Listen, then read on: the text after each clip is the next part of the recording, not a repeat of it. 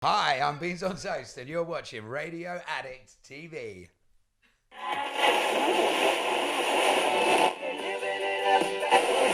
Or lease in the morning. Welcome to Radio Addict TV. I'm here with Beans on Toast. Hello. Hi. Well, it's not your real name, but Beans on Toast will call you for the interview. So first of all, we're going to do a few icebreaker questions. So the idea is you answer them as quickly as you can. Don't have to answer if you don't want to, but we'd like you to answer if you could. So, you ready? Yeah. What's your birth name? What? Birth name.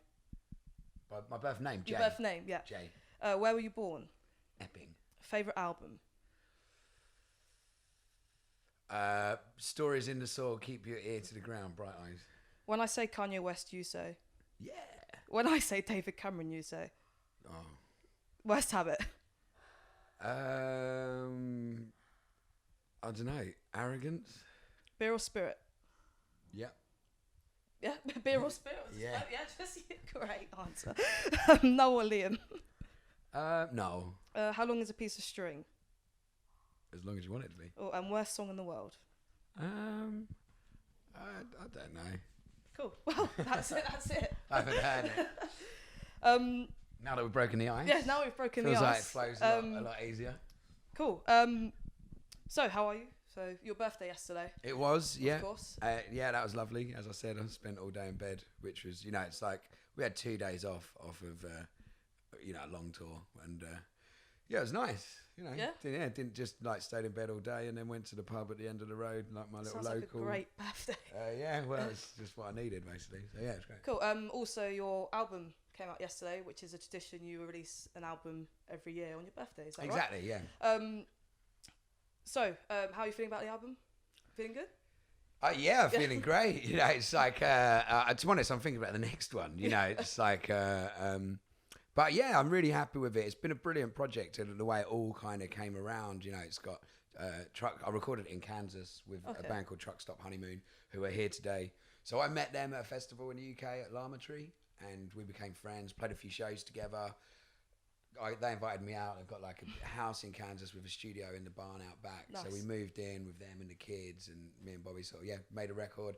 And then they're here, and their kind of planners are back in band. So it's like double bass and banjo and all this. So yeah, it's really nice. I kind of like just love the way it came about, just from seeing a band and loving it, and then just from sort of reaching out and just sort of saying hello. I really enjoyed your show. It turns out they'd seen mine, and yeah, it's been a beautiful project, and it feels like we're kind of wrapping it up now. So yeah, feel great. Cool.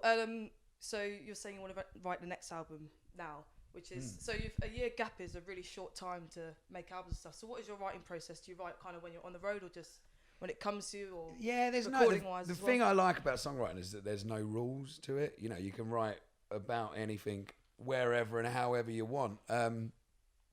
But pretty much all the time, I guess. Sometimes I write on the road, sometimes I write on stage. Certainly there's sometimes it's a case of me not, it's when I sit down alone with a guitar, that's when I do writing. Sometimes I don't actually get a chance to do that for a while, and then when I do, I'll sit and write 3 or 4 songs that I've been kind of bashing around in my head. So. Cool. So you've toured with Frank Turner quite a lot, haven't you? Yeah, shitloads.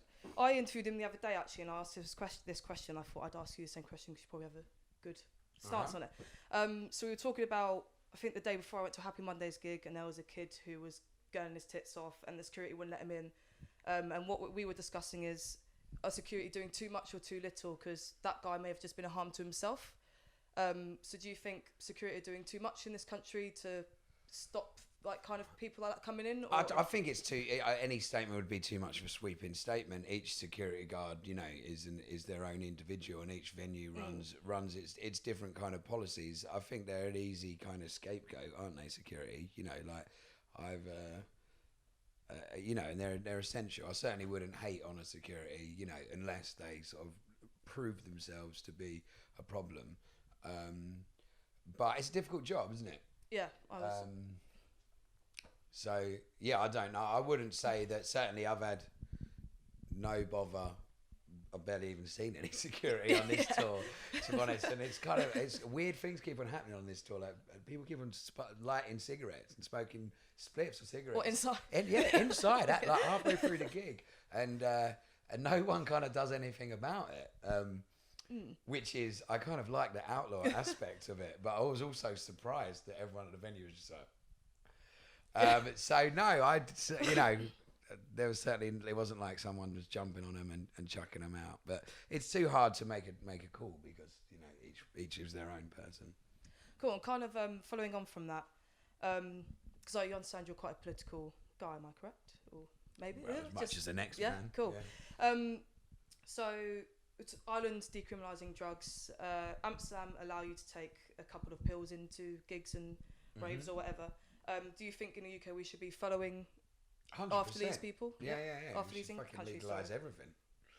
We won't. But it's definitely, it's a better case than, the war on drugs. I mean, even in Colorado, I was out there recently, and the amount of money that they've got to build hospitals and schools and all this stuff. They're actually going for a vote where they say either you can have your tax that you've paid back, because they've got so much. The way that it is, they've got sold all this weed, but it's federally illegal, so they're not allowed to bank it. And their state has more money than they know what to do with, which is a stupid thing to say, because immediately, put it into education, put it into hospitals. But so they're taking a vote as to whether people get tax money back or they put more into the state, which, hopefully they'll put more into the state. And it's such a simple way of, getting money out of what is, a dark industry, and it's like, and you could do that across the board. Yeah, drugs need education, but,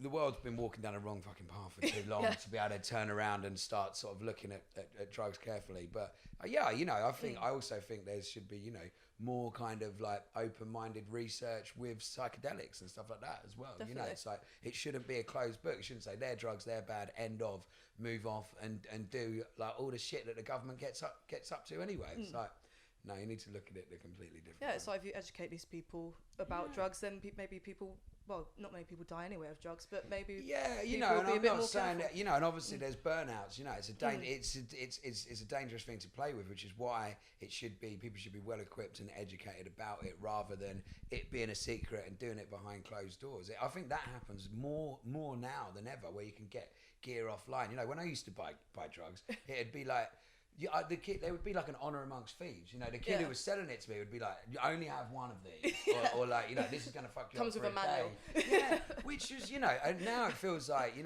hear stories about people buying stuff online and without that kind of, that one person that you kind of trust telling you about it, and you're just fucking doing, and end up in the wrong place. Yeah, in Portugal's they've decriminalised everything, and they've set up like people, maybe the harder drugs like heroin and stuff. They've actually set up places in town where people can go and do these things. Yeah, of course. And the thing is as well, if you've got, if smack is legal and everybody's got to come to Boots or whatever to get their smack, and if there is this is.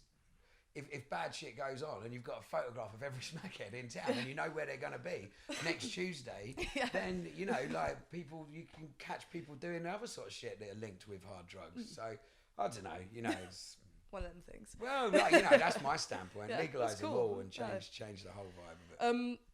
So another kind of issue, well, I'd like to say that was an issue, but another issue that it's been in the news recently is... groping at gigs. Have you heard news like Slaves and other bands have come out and they've seen men groping women at gigs, and there's been quite a big... I've just going to say any think pieces on it or whatever, but I've heard that it does happen. I'd find it's horrible. Yeah, I was just going to say, have you experienced anything like that at your gigs or? No. So I don't.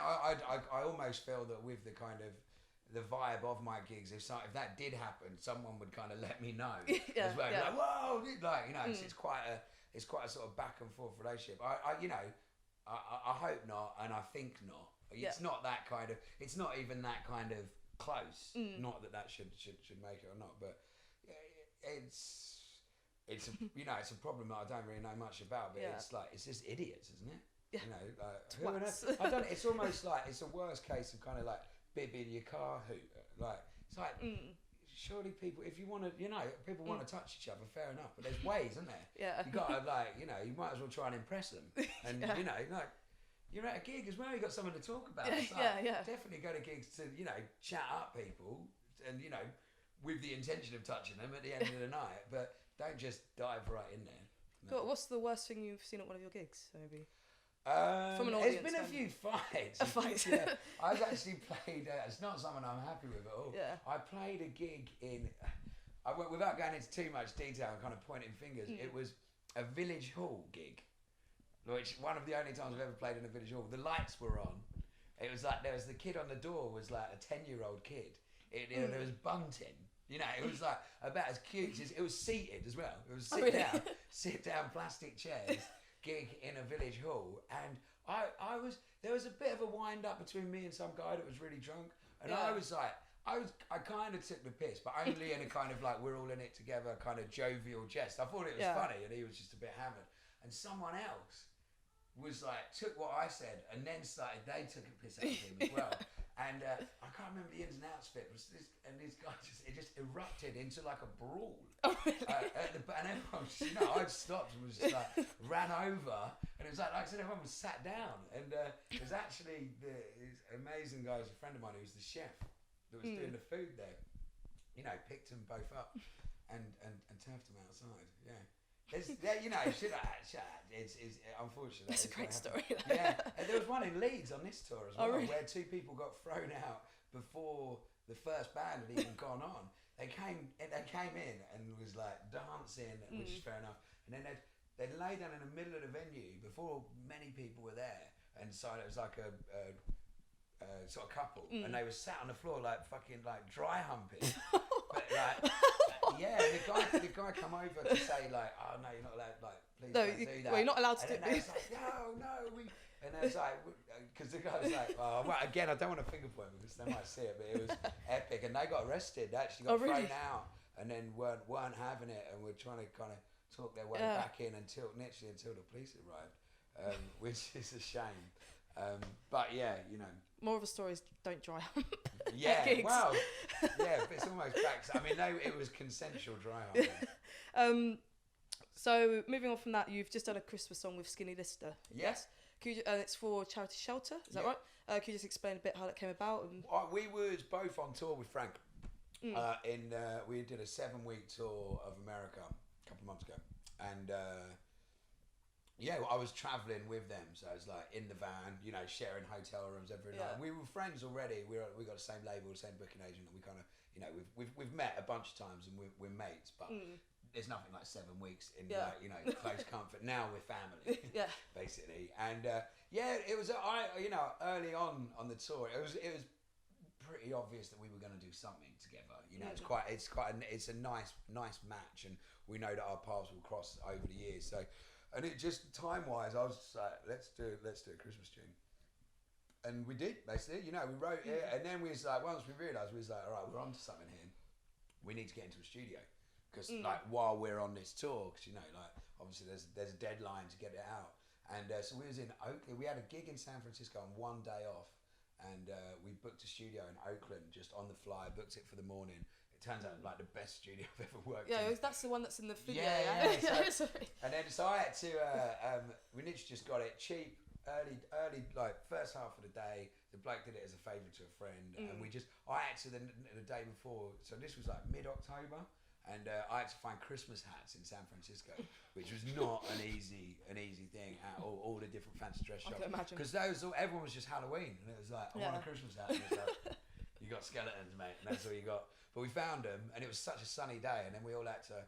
The poor guy at the studio, he kind of opened the doors at like 9 o'clock in the morning, and we're all like dressed in our Christmas gear, just like it's Christmas, and we just had to recreate the Christmas spirit, and sort of filmed it, and just smashed out a tune, and then left and carried on with the tour, and then just sort of like Dan edited the video in the van, and it's just done, sending it back to Extra Marks, both on the same label, and we was like, there you go, you like that, and brilliant. Yeah, bosh.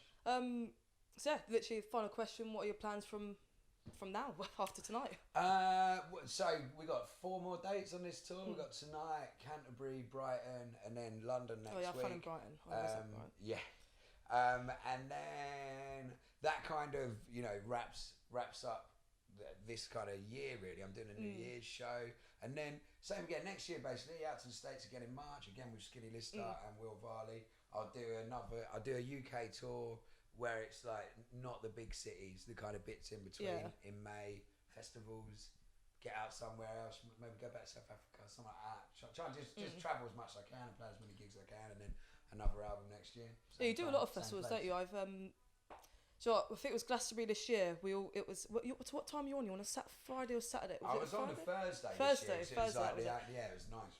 Nothing else was long. I remember just everyone was like, "Yeah, we're gonna go," and we went a bit too hard the night before. We were just like, "Oh, guys." Wednesday. And do you know what? We started walking. You were playing Shangri-La. Was that right? Yeah. And we were just like, "Oh, guys, I'm sorry. I just can't make it." But sorry about that. No worries. No worries. We sold it on. But yeah, thank you very much. My pleasure. Thank you. Cheers.